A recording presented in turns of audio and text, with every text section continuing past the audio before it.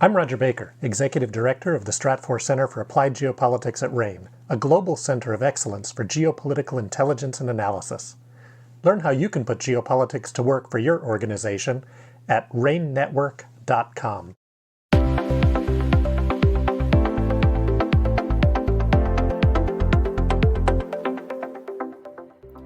Welcome to the Beyond COVID podcast from RANE Network. In this podcast series, David Lawrence, co-founder of RANE, speaks with Dr. Fred Southwick, an infectious disease specialist at the University of Florida's College of Medicine, and Dr. Bill Lang, an expert in public health responses to biological incidents, about the current state of the COVID-19 pandemic. Let's listen in on this week's conversation. Fred, Bill, once again, thanks for spending some time. It's been probably about 6 or 7 weeks. But an update is, I believe, appropriate, both in terms of the infection rate, questions that are coming in from our network and audience about the need for a booster, the RSV vaccine, and what we might expect. And coincidentally, obviously, when we scheduled this, we didn't realize it would be on the same day that the Nobel Committee would be announcing its prize in physiology and medicine. So for 2023, it was given to two laureates for their development of effective mRNA vaccines, and in particular against COVID-19. So somewhat of a confluence of reasons to start this podcast. In any event, Bill, maybe I can start with you for, as usual, just a bit of a global update, what's happening, and then over to you, Fred.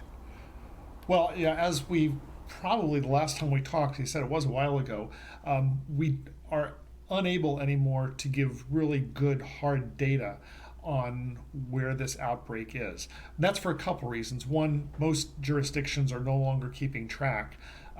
But second, other than hospitalizations and maybe emergency department visits, it's really difficult to know what the spread of COVID is, because at this point, most people who get COVID have a bad cold, and they don't bother. Most people don't even bother testing, and even if they do bother testing, they don't bother reporting it to anyone. But what we saw over the pretty much the early to mid part of September, so if you want to call it the last third of summer.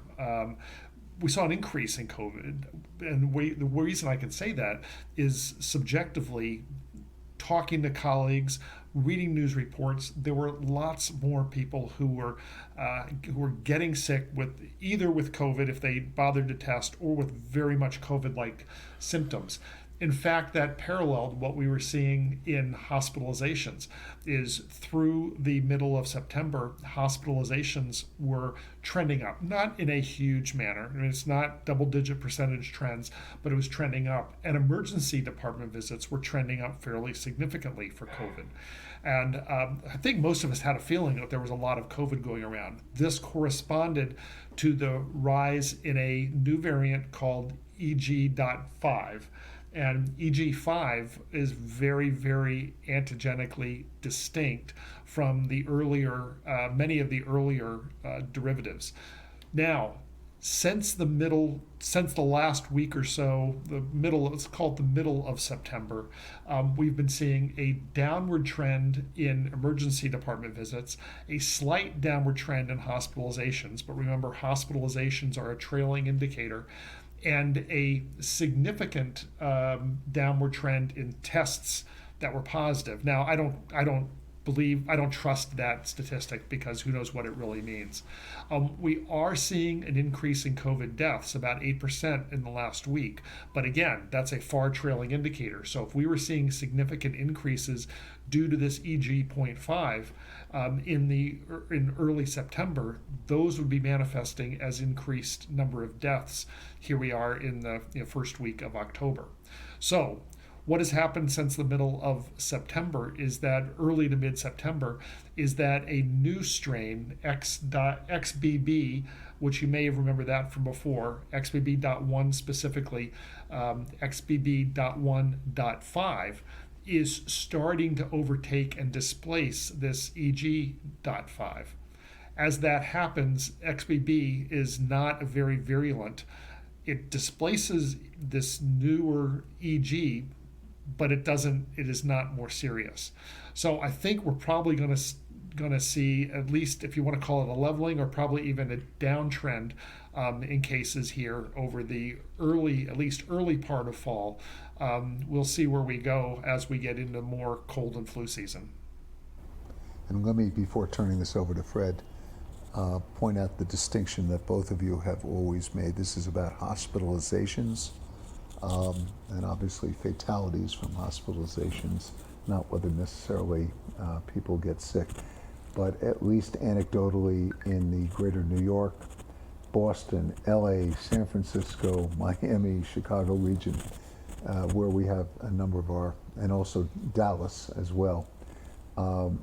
Anecdotally, we continue to hear reports of people who are testing positive, and as your point, Bill, they're not going in the hospital, but they are contracting this and they are staying home, and sometimes for as long as 2 weeks before they test negative. So word is out there that it's still going around, but take your point about the hospitalizations. Fred, your thoughts about the variant and what's going around. Yeah, Bill's summary was excellent, and I completely agree with his assessment. And the EG variant is of interest because it had as many variations, somewhere in the order of 40 to 50 amino acid variations, which was a similar jump in mutations to that of Omicron versus the Delta variant. So what that means is that particular strain would be antigenically different and more likely to escape the vaccine. The good news with all these variants is that they all seem to be far milder than the original strain, than the alpha strain, and the delta strain, so that they do not cause a severe lung disease. They seem to stay in the upper airway predominantly. Now, one problem with the Omicron, which we've seen, and actually we have a paper that's tentatively accepted, where we actually compared Omicron patients to Delta infected patients on the same ward, taken care of by the same physicians. That allowed us to really accurately compare the two variants. And what we found is, indeed, the Omicron caused clinically milder disease, fewer cases of pneumonia, fewer cases that required placement in the medical intensive care unit.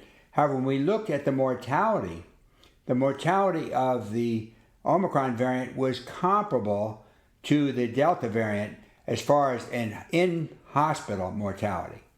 And when we look at that more carefully, what is happening is these Omicron variants are more infectious and more contagious, and they infected more elderly and debilitated individuals. And in that particular group, they are susceptible to a fatal outcome. So what we need to do is, if you're healthy, if you don't have are immunocompromised, if you're under the age of 70, you don't have to really worry that much about the various Omicron variants. But if you're over 70 or you're taking medicines that compromise your immune system, you should be very cautious and try to avoid the same public health measures that we've recommended over and over again are important for that class.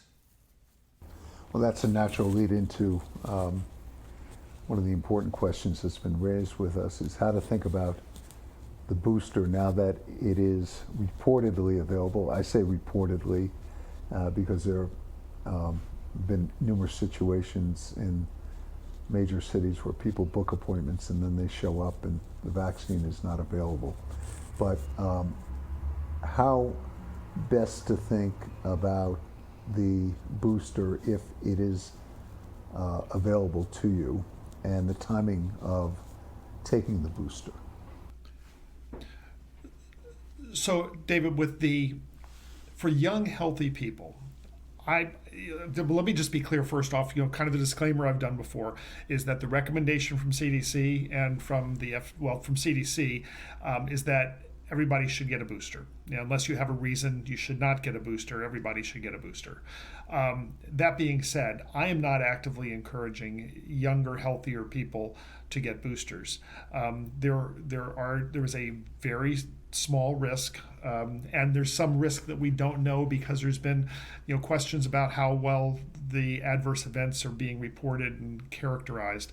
But there is some small degree of risk, and the risk associated with a young, healthy person having a problem, we know, is very, very small. So for that reason, I'm not actively pushing that group to get it. However, and I think this is one that Fred and I will agree on, is for older people or those with significant health issues, by all means, they should get the vaccine, especially as we're going into fall, where we don't know, but we expect we will see an increased rate of transmission. Fred, what do you think on that?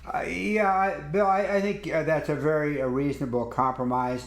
The one issue that comes up, and we really don't have the data on this, if you vaccinate everyone directed against the new variants, then the likelihood of spread from young to elderly and immunocompromised may be reduced, because there is evidence that at least early on, if you're vaccinated, you become exposed, you do not carry the high levels of virus, and you would be less infectious. But that's somewhat theoretical, and the ability of the vaccine to actually control the spread of infection is still requires some additional data. So I think that your approach is very reasonable.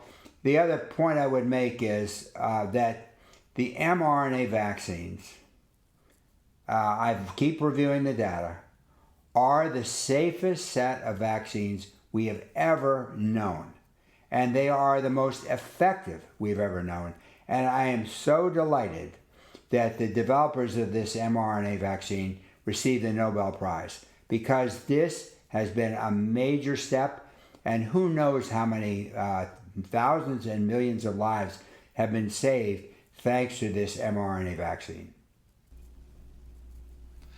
I think that's very reasonable. I think I'd go one step further on the compromise, so to speak, and that is that if I had a young, healthy patient who was a caregiver for somebody who is at risk, then I would lean towards vaccinating that person also, for exactly the reason that you said. By vaccinating the caregiver, you can help to protect the at-risk person. The other part that I would say that I've noted a lot recently is that doctors and patients are less likely to prescribe or request Paxlovid. And Paxlovid works great, and it does not appear to show any decrement in efficacy for various strains. No development of resistance is being demonstrated. I think that Paxlovid is great, and for somebody who may not be, in this even quite as in the older or sicker category that I would be recommending vaccination.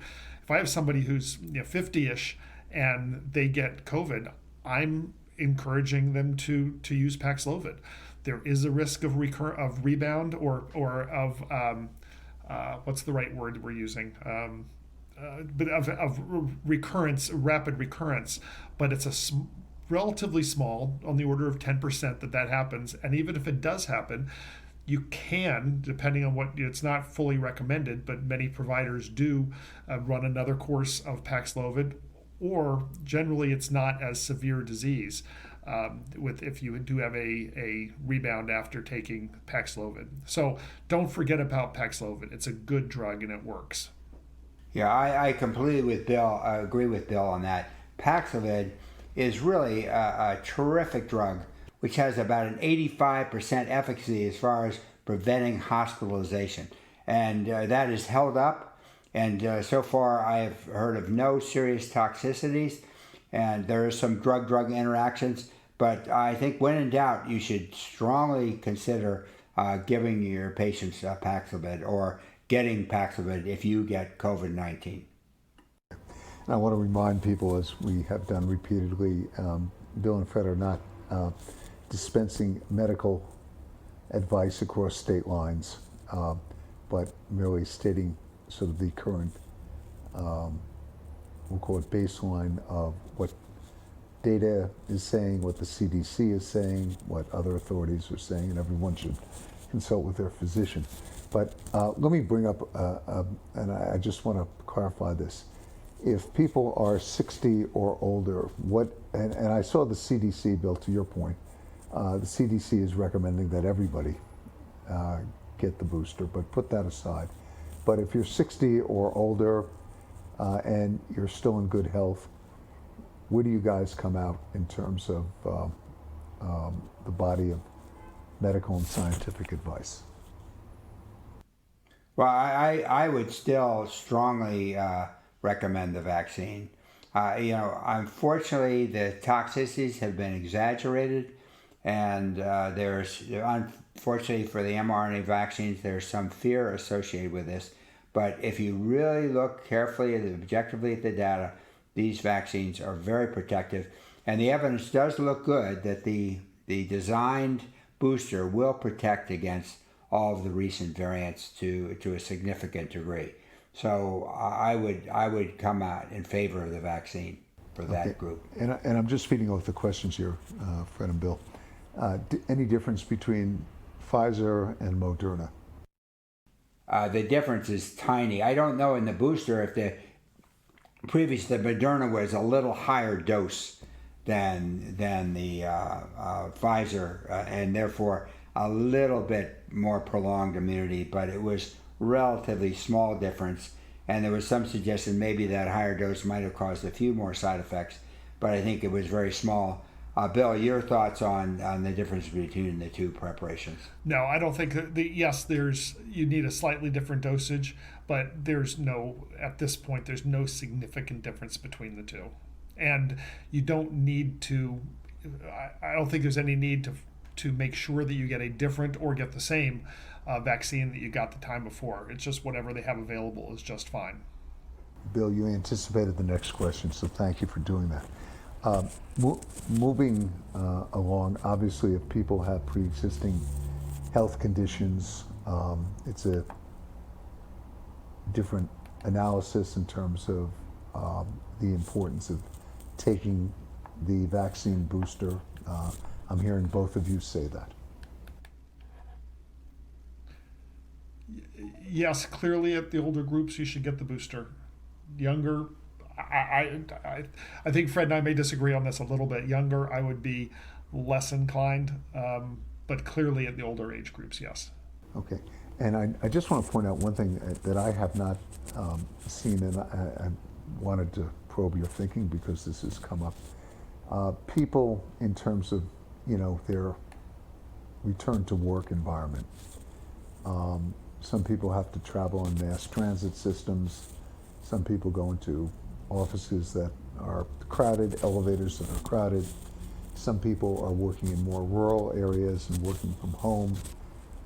Some people, from a personal lifestyle, they're attending or will be attending indoor sporting events that are crowded and congested and things like that. Does that alter your thinking in terms of the advisability, I'll use that term, the advisability of taking the booster vaccine?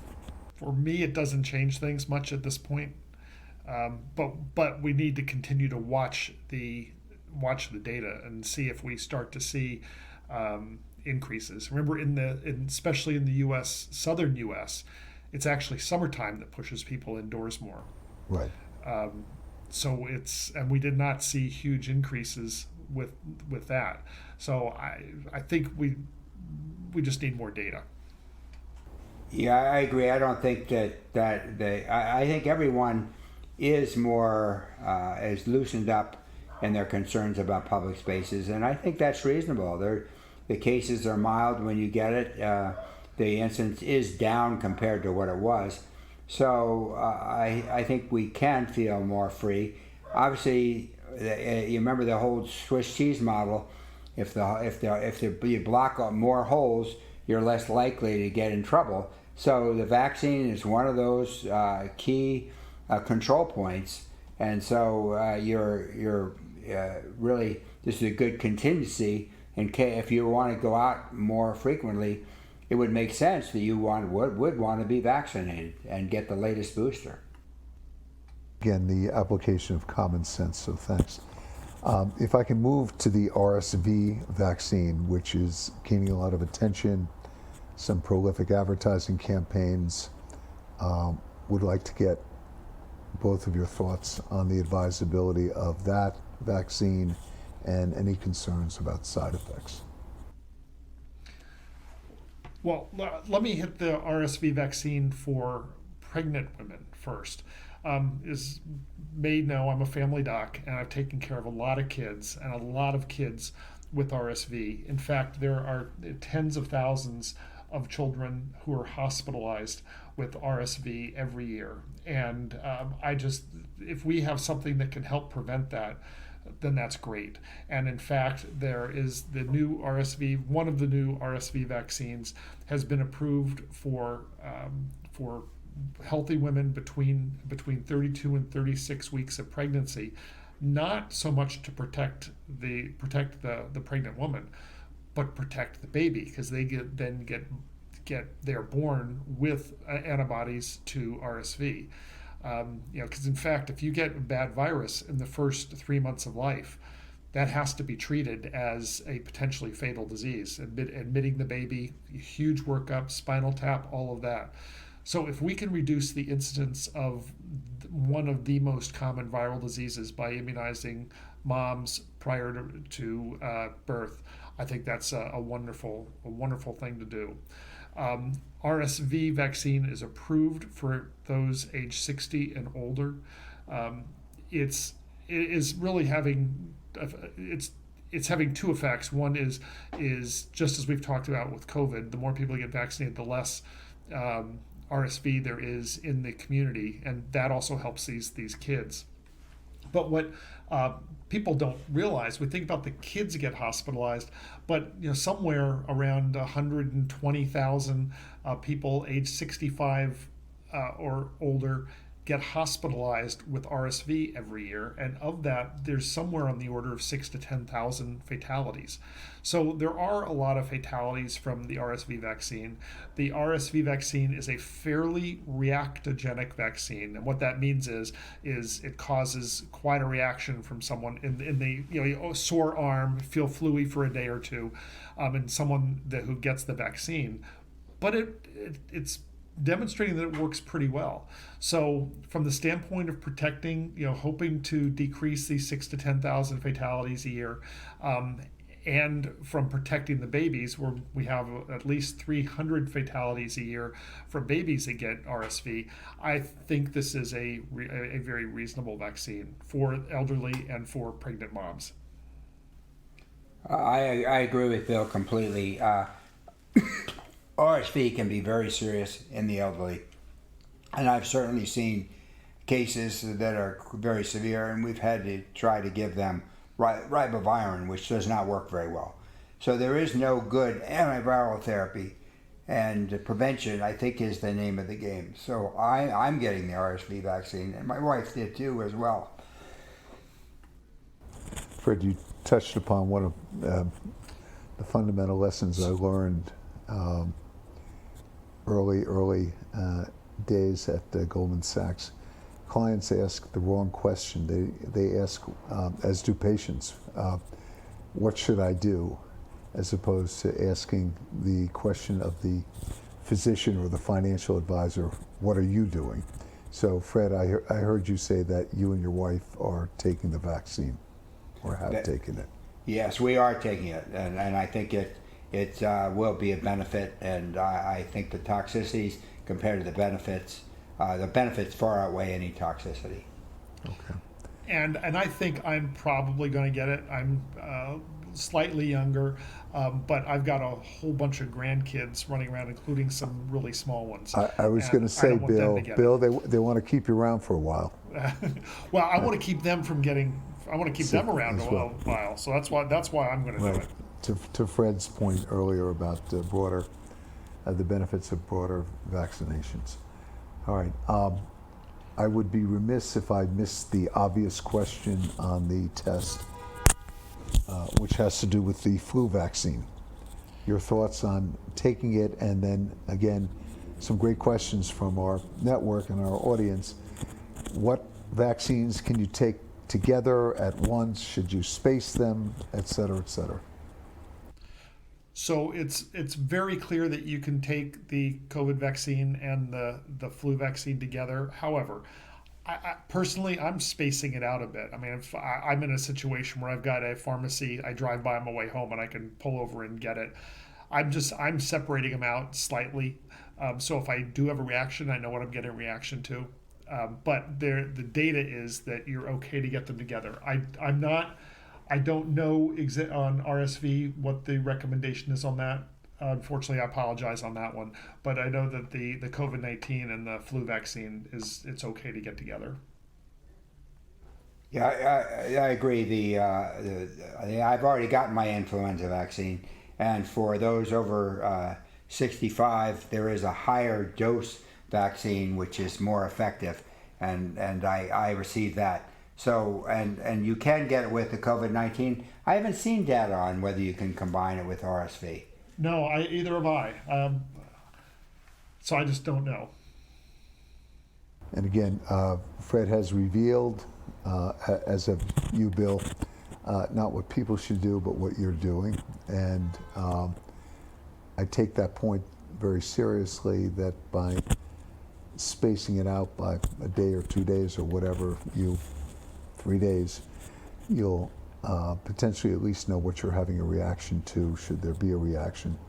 But what I at least have seen at some of the leading websites of leading medical institutions is that it is okay to take the flu and the COVID booster at the same time. But to your point, I haven't really seen any guidance on RSV and CDC says you can get all three at the same time. Okay. They say I wouldn't want to, but you can do it. Okay, good to know. I didn't see that on the CDC site. So, all right. Well, I want to thank both of you. I'm going to give Bill a bit of a shameless plug, because he'll be doing a podcast with me for the NASDAQ and how institutions need to think about medical and pandemic risks. And Fred has a wonderful, wonderful new book coming out, so we'll be doing a podcast together to speak about that. But Fred, I'm not sure it's going to be a Nobel Prize or a Pulitzer Prize for you, but it sounds absolutely terrific how you have studied the behavior and the history of honeybees and their hives, and applied some of the lessons to how we can improve our healthcare system. So I'll give the audience an advance plug. The book is called Playing with Bees, and we're going to have a podcast coming up within the next few weeks to discuss it. So congratulations to both you guys. And again, thanks so much for the time. One more quick note is that free COVID tests are once again available. Yes, Go to they are. covid.gov, and it'll Yeah. redirect you to a U.S. Postal Service website, and you can order free COVID tests again. Okay, Bill, thank you for that. But I'm going to tell you, I did that a week and a half or so ago, or when it came out. My wife and I did it. We're still waiting. Doesn't surprise me. Okay. Anyway, so, okay. And we did that because of the number of kids and grandkids that enter our house. We want to be cautious. Anyway, Bill, Fred, as always, your insights and perspectives are invaluable, and I really appreciate your spending time with us. David, thank you very much. Thank you, David. Okay, take care. Take care. Bye. This is the RANE Insights podcast, which is part of the RANE Insights series, comprised of both virtual and real-world events, offering unique practical perspectives from RANE's leading experts in risk management. To learn more, please visit us at ranenetwork.com. That's RANE network.com. Thank you for listening.